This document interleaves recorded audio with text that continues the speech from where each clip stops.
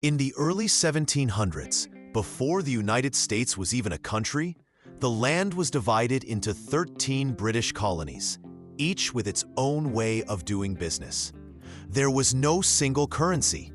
People used British pounds, Spanish silver coins, Dutch guilders, and sometimes even shells or tobacco as payment. Trading was messy, confusing, and often unfair. A man in Virginia might not be able to use his money in New York. Every deal was a gamble. Then came 1776, the year of revolution. The colonies united against British rule, but freedom came with a new problem: chaos in the money system.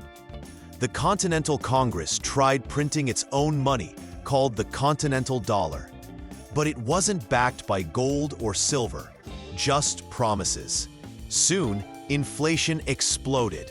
The phrase "not worth a continental" became common, because that paper money lost all its value.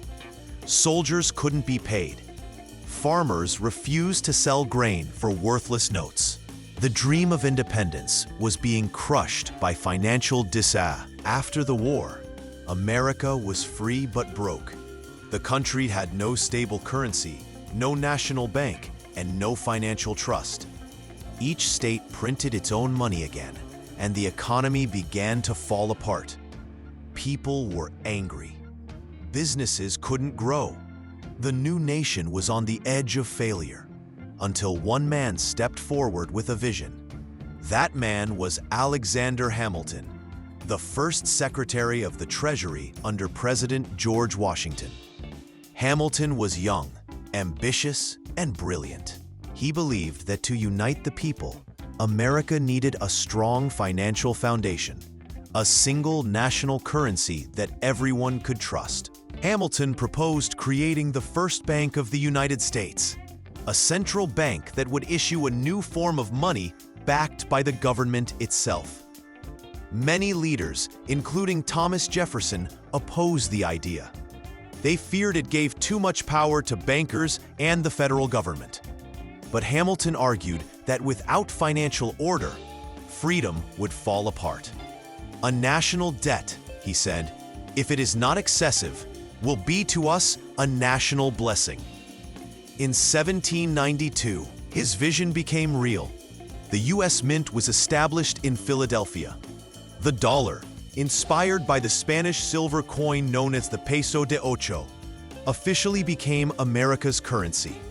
It was divided into 100 cents, designed for simplicity and equality. For the first time, every American from north to south could trade with the same coin, the same value, the same trust. It wasn't just the birth of a currency, it was the birth of a new kind of unity. From merchants in New York to farmers in Georgia, people could finally do business under one system.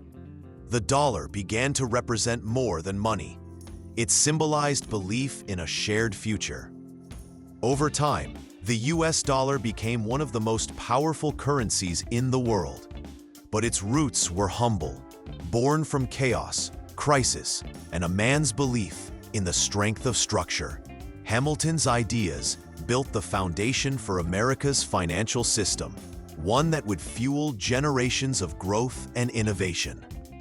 And so, the story of America's first currency isn't just about coins or paper. It's about trust. Trust that a new nation could rise from nothing, united not only by freedom, but by a single idea. That belief, backed by purpose, can create value.